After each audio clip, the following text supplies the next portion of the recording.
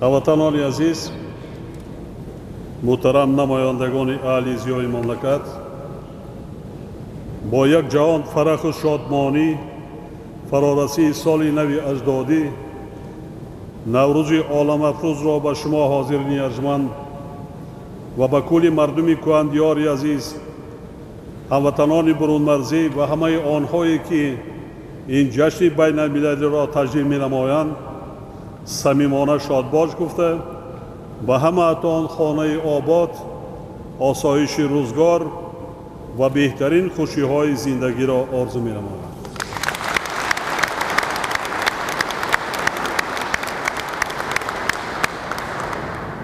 имрӯз ҳамчун ҷашни фарӯху хусравонӣ дар сарзамини аҷдодии мо арзи ҳастӣ намуда решаҳои он аз устураҳои орёӣ сарчашма мегирад.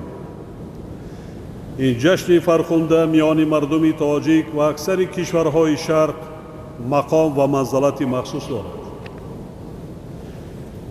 доир ба пайдоиш ва шукӯҳ шаомати ин оини нек дар осори гаронбаҳои гузаштагони мо, бахусус дар аваста, бундаҳишт, дарахти асурик, теъдоди зиёди адабиёти паҳлавӣ, баъдҳо дар шоҳномаи абумансури дақиқӣ ва пас аз он дар шоҳномаи абулқосими фирдавсӣ, осорулбоқияи абурайҳони берунӣ, зайнулахбори гардезӣ, наврӯзномаи умари хаём ва сарчашмаҳои дигари мӯътамад маълумоти фаровоне омада мақому манзалат ва бузургии ин оини ростин тавсиф шудааст. халқи мо дар масири таърих ба маросимҳои наврӯзӣ эҳтиром гузошта беҳтарини онҳоро дар ҳофизаи фарҳангии худ ҷой кардааст. аз миёни урфу одатҳои наҷиби наврӯзӣ бахшидани гуноҳҳо, аз қалбҳо дур кардани кинаҳо, пок намудани дилҳо, тақдими шодбошиҳо, сафеду тоза кардани хонаҳо, некӣ ба инсонҳо, кӯмак ба ниёзмандон, густурдани хон ва омода кардани таомҳои наврӯзӣ асрҳо инҷониб идома дорад. наврӯз боз аз он ҷиҳат дар миёни халқамон арзишу эҳтиром дорад, ки инъикосгари эҳёи табиат ба шумор меравад.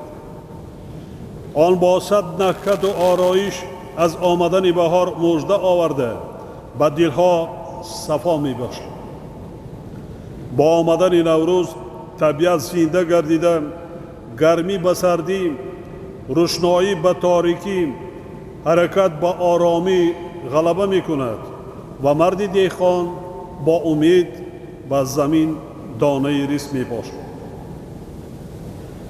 ин маросими наврӯзӣ барои мардуми деҳқон хусусияти хос дошта, дар фарҳанг ва адабиёти классикии мо муҷиби зуҳур намудани оини кишоварзӣ гардидааст, ки поягузораш шоир ва мутафаккири тоҷик носири хусрави қубодёнӣ мебошад. носири хусрав дар маснавиҳои худ фазилатҳои оини кишоварзиро васф намуда, мақому манзалати марди деҳқон ва умуман кишоварзонро бисёр арзишманд шуморидааст. дар асоси ин таъкидҳои ниҳогон зарур аст, ки мардуми мо дар баробари тантанаҳои наврӯзӣ ҳар рӯзи баҳорро самаранок истифода карда ба кишту кор машғул шаванд, ниҳол шинонанд, боғ бунёд кунанд ва ҳашарҳо ташкил карда майдону кӯчаҳо ва боғу хиёбонҳоро тозаву озода намоянд. бовар дорам, ки мардуми мо ҳам наврӯзӣ мекунанд ва ҳам ҳар рӯзи наврӯзро ғанимат дониста дар замину кишторҳо ғайратмандона кору фаъолият менамоянд. дар хотираи фарҳангии халқи мо инчунин ҷашни фархундаи наврӯз ҳамчун оини мадоро ниҳоят маъруфу арҷманд мебошад. яъне дар айёми ин ҷашни хусравонӣ одамон аз хурд то бузург با همدیگر معامله نیک میکنند، با نرمی سخن میگویند، با هم سازش کرده قهر و غضب و کین و عداوت را از خود دور میگردانند.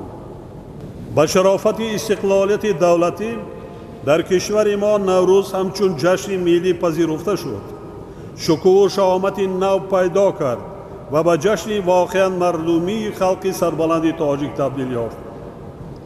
ارزگزاری خلق ما به مراسم‌های این جشن فروغ و تبلیغ ارزش‌های بشردوستانه و انسان دوستانه آن باعث گردید که نوروز و آیین‌های آن در عرصه جهان شکوه و شهامت نو کسب کردند و در اقصای عالم طرفداران زیادی پیدا نمودند.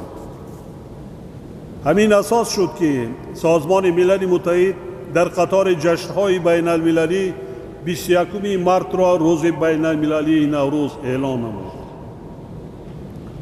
به خاطر باز هم بهتر ارز گذاشتن بر عنعنه‌های نیک نوروزی با تشبث تاجیکستان همه ساله واخوری سران دولت‌های حوزه تمدن نوروز برگزار می‌گردد و در دایره آن چاره‌بینی‌های زیادی فرهنگی از جمله صحبت و دیداربینی‌ها با عالمان و آموزگاران، ادیبان و شاعران، صنعتکاران و هنرمندان و روزنامه‌نگاران چون رسمی نوروزی و عنعنه نیک نیاگان دایر کرده می‌شود. قدردانی و احترام شایسته زیایان نشانه مقام و منزلت والای آنها در حیات جامعه ما بوده، از فعالیت پرثمر آنها در راه پیشرفت کشور محبوبمان سرچشمه می‌گیرد. گذشته از این، زیایان همیشه همچون قوه پیشبرنده جامعه صاحب محبوبیتی خاص می‌باشند، مخصوصاً صاحب محبوبیتی رهبر دولت هستند.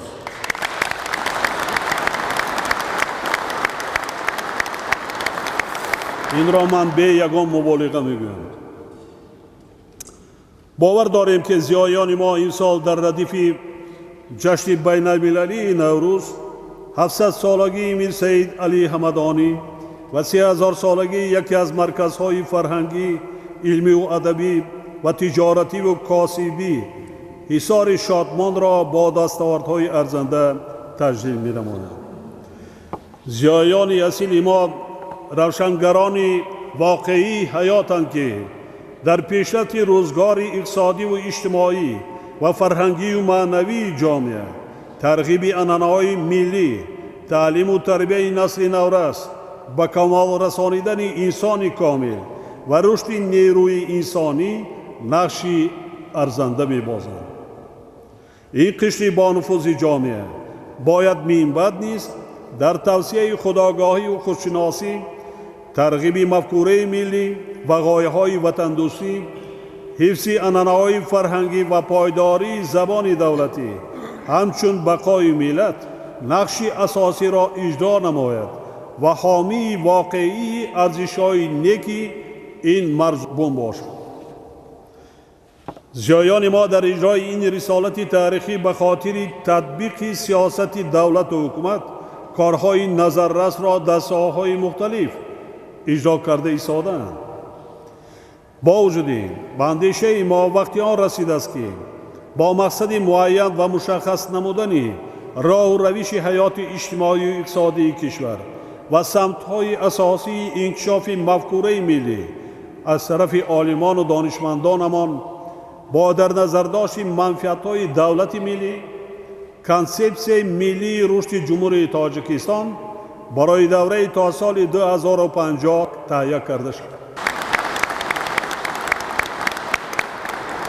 این کنسپسیون باید سمت‌های اساسی تحکیم دولتداری نوین تاجیکستان را برای 10 سالهای آینده در بر گرفته منفعت‌های ملی و دولتی، احترام فرهنگ، ارزگزاری به حقوق و آزادی‌های انسان، ارزش‌های دموکراتی، دین و آیین و گرامی داشتن ارزش‌های ملی و عمومی بشری را تجسم نماید. در چنین حالت وظیفه زیایان از آن عبارت می‌گردد که هنگام منظور کردن پیشنهادهای خود به این کانسپسیا پرینسیپی دنیویت را افضل دانسته برای رشد تفکر ملی و دنیوی جهد و تلاش نمایند. احترام زبان دولتی و تاریخ و فرهنگ پیشقدم ملی را تأمین کرده برای گسترش تفکر و جهانبینی نو و سازنده تشبس‌های جدی را راه اندازی نمایند. بنابراین اکادمی علم‌ها، اکادمی‌های ساحوی، مرکز ملی قانونگذاری و مرکز تحقیقات استراتژی و صادر کرده می‌شوند که یکجا با وزارت و اداره‌های داخلدار و عالمان و دانشمندان کشور جهت تهیه کانسپسیای ذکر شده گروه کاری تشکیل نماید و لایحه آن را تهیه کرده طبق ترتیبی مقرر شده با حکومت پیشنهاد سازند. این کانسپسیا باید به بنیاد جامعه معاصر دموکراتی، حقوق بنیاد و دنیوی مساعدت نماید و آینده رشد کشور ما را معین گرداند. در برابر این کانسپسیای مذکور باید منفعت‌های دولتداری ملی امان را حفظ نماید و جهت پیشرفت میانبردی تاجیکستان عزیز زمینه‌های باز هم مساعدتر فراهم آورد. باید تأکید نمایم که مقصدهای نجیب ما در یک قطار استراتژی و برنامه‌های دولتی افاده یافته با آبادی و شکوفایی وطن محبوبمان مساعدت کرده ایستادند. وابسته به این هدف‌های سازنده شریکی زیایان مملکت را در تطبیق چنین وظیفه‌ها مهم می‌شماریم. یکم، اصلاحات بامرام معارف، بهتر کردن صفت تعلیم، بلند برداشتن مسئولیت استاد، معلم، آموزگار. زیرا کلید همه گونه دستاورد و پیشروی و استقلالیت فکری معلم، آموزگار و خزینه معنوی و علمی او به شمار می رود. از این رو ثمرناک برآمدن کارهای تعلیم و تربیت از جانب آموزگار امکان فراهم می آورد که سطح مفکوره و دانش و جهانبینی طالب علمان بالا رود و آنها هم قدمی زمان گردند.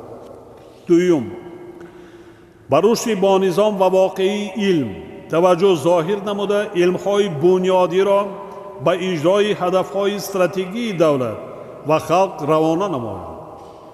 اینچنین به خاطر جاری نمودن دستاوردهای علمی در استحصالات، کشف راه و امکانیت‌های نوی رشد کشور و باز هم استوار نمودن نیروهای ذهنی سعی و تلاش بیشتر نمایند.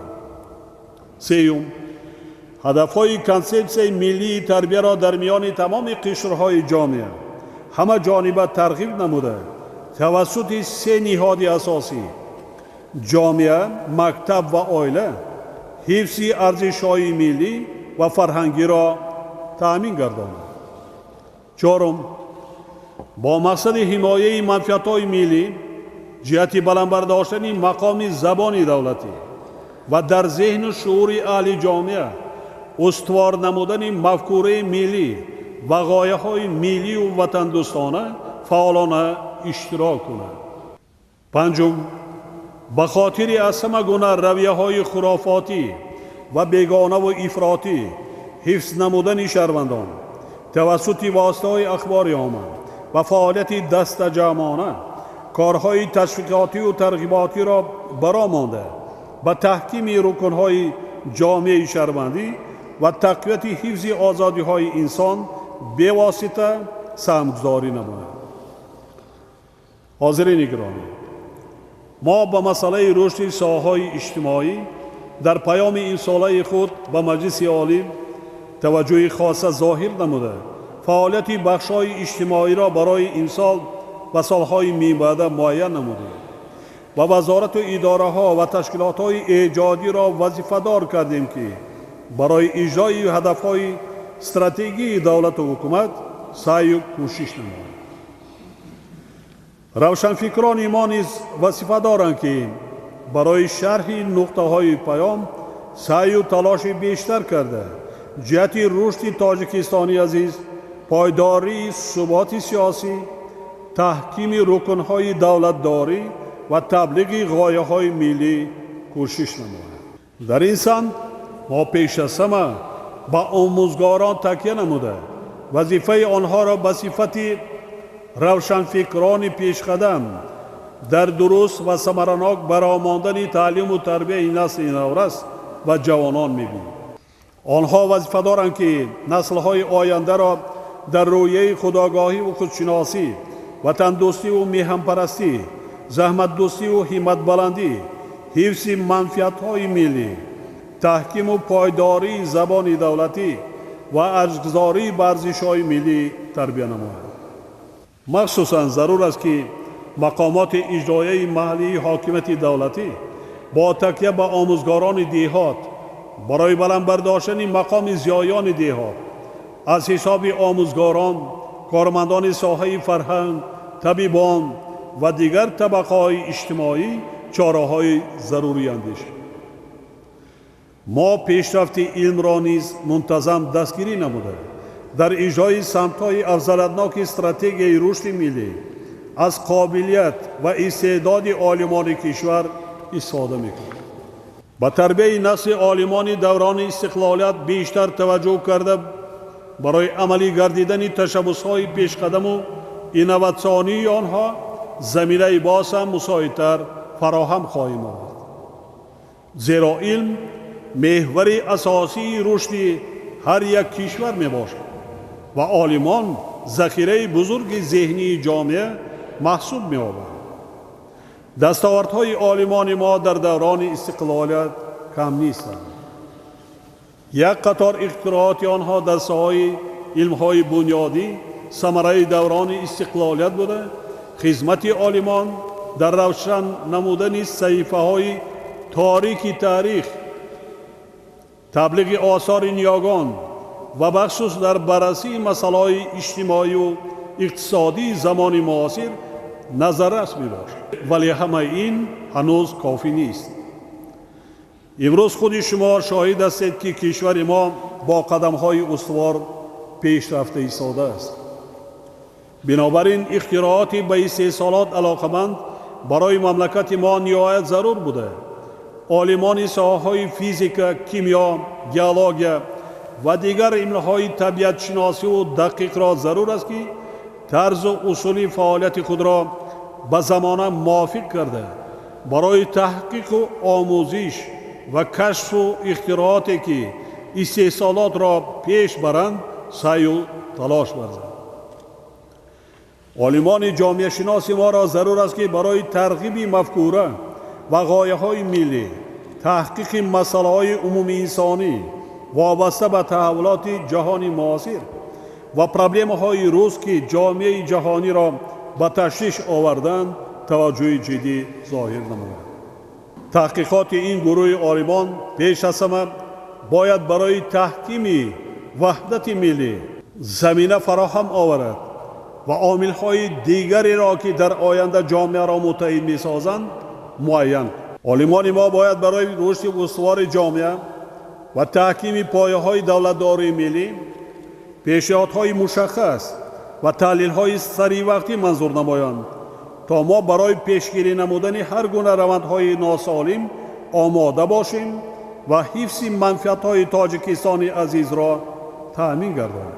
ترغیب دستاوردهای دوران استقلالیت، پیشرفت همه ساحه‌های اقتصاد ملی، رشد علم و معارف و صنعت و فرهنگ باید وظیفه اولین درجه عالمان قرار گیرد و آنها باید به صفت بهترین تبلیغگران جامعه پیشقدم یکجا با آموزگاران و ادیبان و دیگر گروه‌های روشنفکران در محل‌ها صد راهی هر گونه عقیده‌های تندروانه گردیده زیرکی و با جرأتی را از دست ندهند.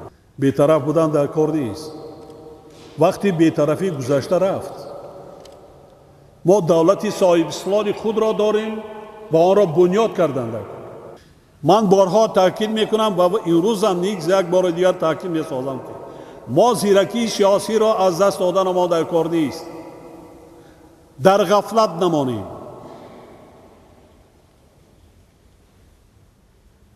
و مردم را آگاه سازیم. از راه‌های بد گردانیم، نترسیم، نه هراسیم.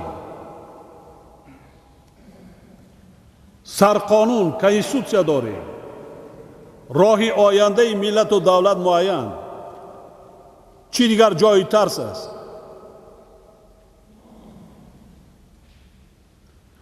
و خود شما ایجاد میکنید. من بعضا میخوانم در ایجادیات شما و بزرگای گذشته ما درباره آنهایی که چقدر علیزیای گذشته ما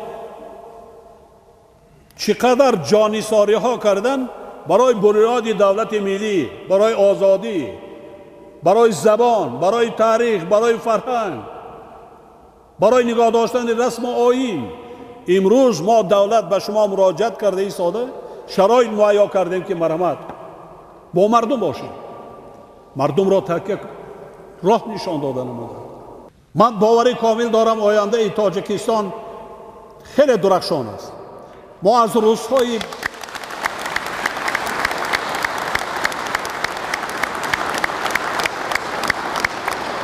از چگونه امتحان‌های سخت و سنگین ما نگذشته ایستادیم، چگونه مشکل‌ها پیش سدی راه شده ایستادند. همه این برای پیش راه سدی راه شدنی رشد و ترقیات دولت جوان صاحب استقلال تاجیکستان است. لیکن ما ترقی کرده ایستادیم، ما پیش رفته ایستادیم. در جامعه جهانی تاجیکستان را امروز نه که اعتراف کردند، تشبس‌های تاجیکستان را با کمال میل استقبال نمودند و در عرصه بین المللی یکی از پرابلم‌های گلوبالی که در دنیا امروز وجود دارد و در آینده هم این پرابلم در مد اول می‌ایستد، این مسئله نرسیدن آب آشامیدنی. تاجیکستان لیدر است، تشبسکار است.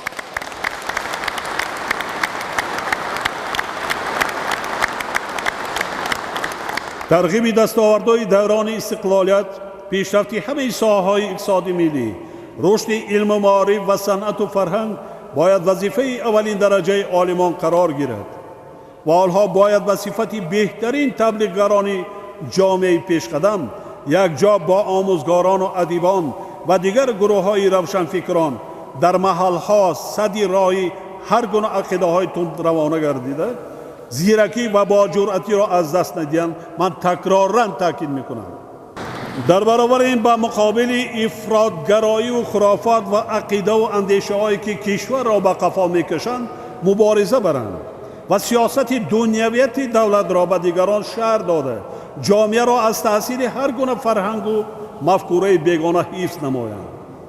ما باید آیین مدارا و تحملگرایی را که در فرهنگ و مفکوره خلقمان عصرها باز ادامه می‌یابد رعایت نماییم. وابسته به این از تمام زیایان و عموما اهل ایجاد دعوت به عمل می‌آوریم که ارزش تحملگرایی را بیشتر گسترش بخشیده مردم را به وحدت و سرجمی دعوت کنند. این کار قرض انسانی هر یک شهروند تاجیکستانی عزیز بخش و زیایان کشور می‌باشد.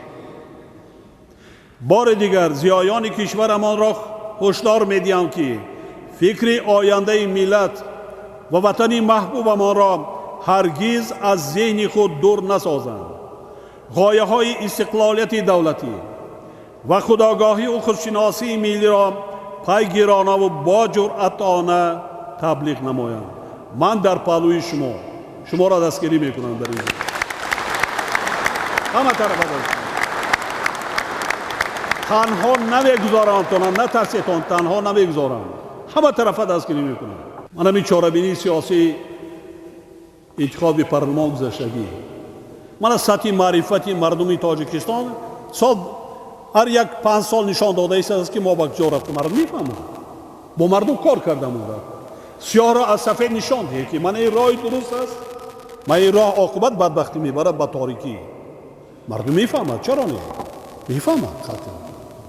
مخصوصا عالمان جوان و زیایان صاحب استعداد را که زاده دوران استقلالیت میباشند با تشویق جامعه ملی ورزش‌های سالم دنیوی به حمایه دستاوردهای زمان استقلالیت هدایت و راهنمایی کنند. عالمان شناخته و معتبر ما را ضرور است که به جوانان، عالمان جوان دستی یاری دراز نمایند و برای تشکل تفکر و جهانبینی آنها یاری عملی رسانند. بخیلی کردن در کار نیست، برعکس تربیت کردن مادر، برعکس همه طرفه. هر یک عالم ما اگر 5 تا شاگرد تیار کند، 5 نفری هست، من میدانم مثلا در ساحه طب ساحه است که بسیار بخیلی میکنند، حتی شاگردی خودش جراحی کردن درست یاد نمیگیره، گویا که جای وی را میگرفته باشد. برعکس گذشته از این، زیایان با در نظر داشت دیگرگونی‌های کلی که در کشور ما ادامه دارند باید به روندهای جامعه از دید نوی تاریخی بها دهند و دورنمای رشد میانبر را معین سازند. متاسفانه تاریخ نوین دولتداری ملی ما در مرز 2 عصر و عموما تاریخ حیات اجتماعی به طوری باید شاید واقع بینانه تحلیل و ارزیابی نشده است و نوشتن تاریخ، اینچنین تحقیق تاریخ ادبیات با دید نو هنوز آغاز نیافته است. مراجعت به تاریخ و ادبیات خلقمان با آن مقصد است که ما باید با آیندگان سبب‌های نااتفاقی را درست شرح داده، ضرورت تحکیم وحدت ملی را به اهل جامعه منتظم تلقین نماییم. با اطمینان کامل میتوان گفت که میراث تاریخی و ادبی گذشتگانمان به بسیاری از سوال‌هایی که هر روز ما با آنها روبرو میشویم پاسخی سزاوار میدهد. از این رو در دوران دولت سازی ملی ما باید گشته و برگشته به تجربه تاریخی خلقمان از جمله آثار تاریخی و ادبی گذشتگانمان مراجعت نماییم و از این میراث گرانبها صبرناک استفاده کنیم، زیرا اعتقادمندی و اعتماد به تاریخ و ادبیات تکیهگاه استوار ملت به شمار می رود. دوستان عزیز، ادبیات همچون جوهری تشکل دهنده روح انسان در تربیت معنوی اهل جامعه نقش مهمی بازد. آن شکل بدیعی انعکاس واقعیت می باشد. برای ادبیات معاصر تاجیک دوران استقلالیت دوره کلا نو محسوب می آورد. رشد و تکامل منبعی آن از ادیبان مسئولیت بلند را تقاضا می نماید. بنابراین انعکاس درست غایه های استقلالیت دولتی باید مهمترین وظیفه ادبیات در دوران استقلالیت باشد. وابسته به این باید تبلیغ غایه های استقلالیت دولتی، وحدت ملی، تحکیم ثبات سیاسی، انعکاس درست زندگی مردم و رشد روز افزون تاجیکستان وظیفه مقدس و محوری ادبیات و ادیبان تاجیک قرار دارد. برابر این بسیار مهم است که ادیبان ما موضوع وطن و وطن دوستی، خودآگاهی و خودشناسی و احترام گذاشتن به مقدسات ملی را اساسی ایجادیات خود قرار دهند. ادیبان ما را ضرور است که نورسان و جوانان را در این رویت تربیت نمایند تا که آنها در آینده پرچم آزادی و استقلالیت را همیشه پرافشان نگاه دارند. ولی خالصانه و منصفانه باید گفت که ادبیات ما از زمانه قفا مانده. همه کامیابی های دوران استقلالیت هنوز پره و در پهنای منفعت های امروز و فردای ملت و دولت انعکاس بدیعی نیافتند.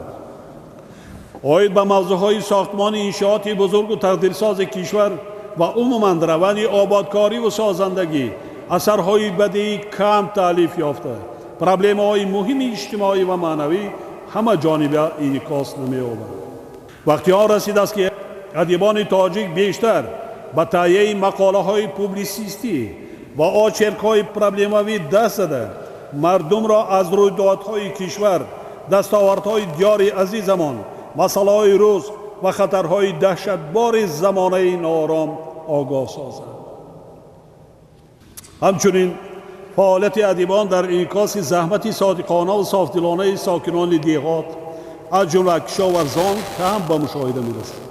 امروز تمام گوشه کنار مملکت میروم میبینم از کار و فعالیت دهقانان. خودتان قضاوت کنید از بازار داخلی مملکت. امروز دهقان ما چی استحصال نمیکنه و چقدر صادرات نمیکنه. قریب 1 میلیون تن میوه سبزیجات از کشور بیرون صادرات شده ایستاده است هر سال و بازار استعمالی را تامین کرده ایستاده است.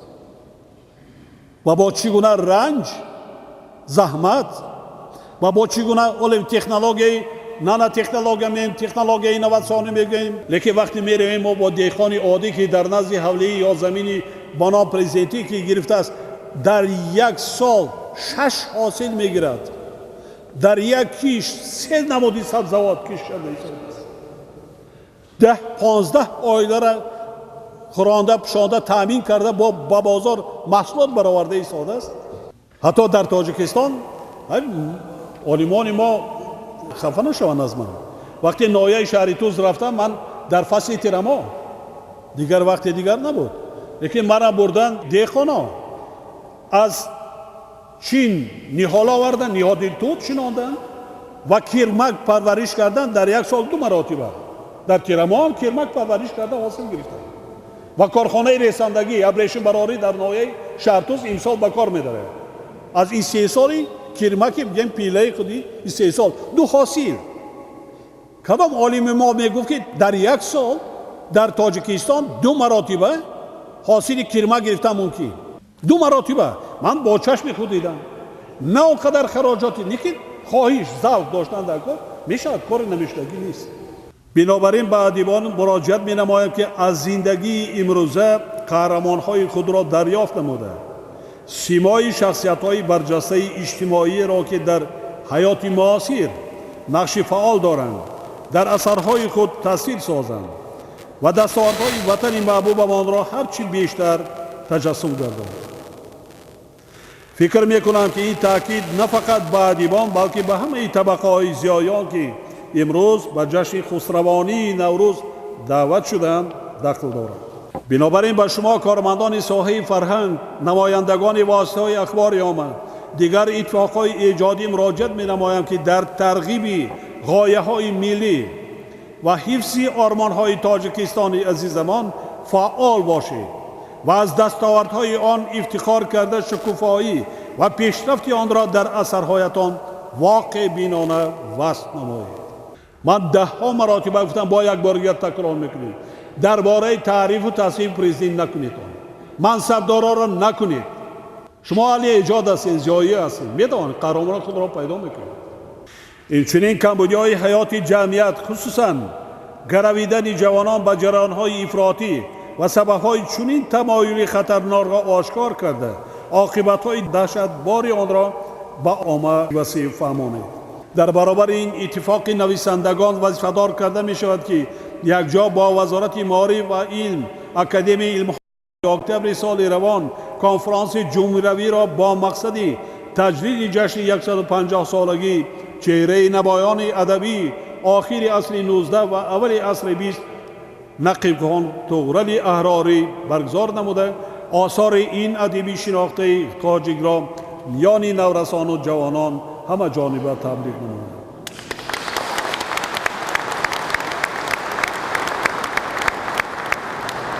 دوره که همه شما حاضرین ارجمند آگاه، 2 روز پیش ما سنگ اساسی ساختمان تئاتر ملی را گذاشت و در حضور نمایندگان اهل فرهنگ کشور به بناکاران فاتحه نیک دادیم. 5 سال می شود من در تهیه لایحه تئاتر ملی بودم. تئاتری که بنیاد می شود در سابق شوروی، من تئاتر کلانی رسی را نمیگم، چنین لایحه نیست، چنین تئاتر نیست. البته مبلغی کلان در کار، تمام شرایط‌ها برای صنعتکاران، کارمندان، اهل فرهنگ، صنعتی که در این تئاتر کار میکند مهیا کرده میشه. هم مبلغ، هم مهلت ساختمانش که با صفت باید اجرا شود ممکن 4-5 سال میرود، لیکن آینده برای اهل صنعت، فرهنگ چنین تئاتری میشود که عصرهای عصر دیگر محتاج به یگان کس و چیزی نمیشوند، فقط ایجاد کردن، فقط ایجاد کردن.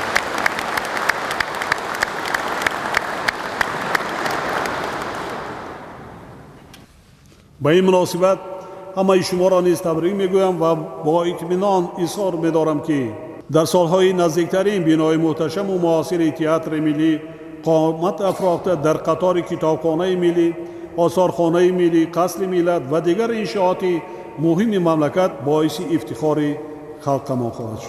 زیایان ارجمند، هنگام واخوری با زنان و دختران مملکت ما دایر به اعلان گردیدن سال روان همچون سال عائله مفصل اظهار نظر کردیم و یک قطار پرابلم‌های در این سمت جای داشته را آشکارا ابراز نمودیم. خاطر نشان می‌نمایم که انعکاس و تحلیل مسائل علاقمند به عائله وظیفه زیایان ما نیز به شمار می‌رود. شما نیز باید دایر به معرفت عائله‌داری، فرهنگ خانوادگی، زوراوری در عائله، جداشوی عائله‌های جوان و دیگر پرابلم‌های علاقمند به عائله نظر و اندیشه‌های خویش را بیان نمایید. اینچنین نقش مادران در تعلیم و تربیت فرزند، سهم زنان در پیشرفت جامعه، قوه فعال و نوآور بودن دختران، سیمای برجسته مادران و زنان و دختران و سیرت پاک آنها را در اثرها و شعر و ترانه‌های خود واقع بینانه تاثیر نماید. اطمینان کامل دارم که ما من بعد نیز در همدستی با شما و موفقیت‌های از این هم بیشتر نائل گردیده تاجیکستان عزیزمان را به یک کشور آباد و پیشقدم تبدیل می‌کنیم. بار دیگر جشن بین المللی نوروز را به شما روشنفکران وطن دوست، شخصیت‌های صادق به آرمان‌های دولت و ملت تبریک گفته و هر یک شما به کل مردم شریف تاجیکستان، هموطنان برون مرزی و تمام مردم حوزه نوروز وقتی همایونی و شادی و خرمی بهاری آرزو می‌نمایم.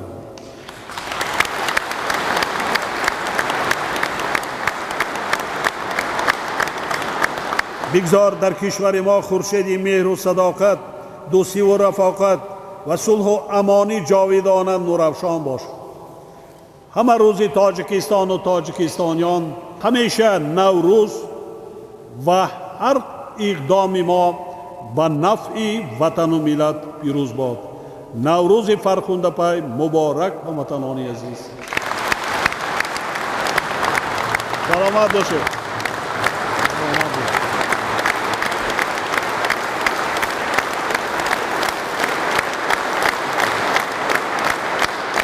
سلامت باشید.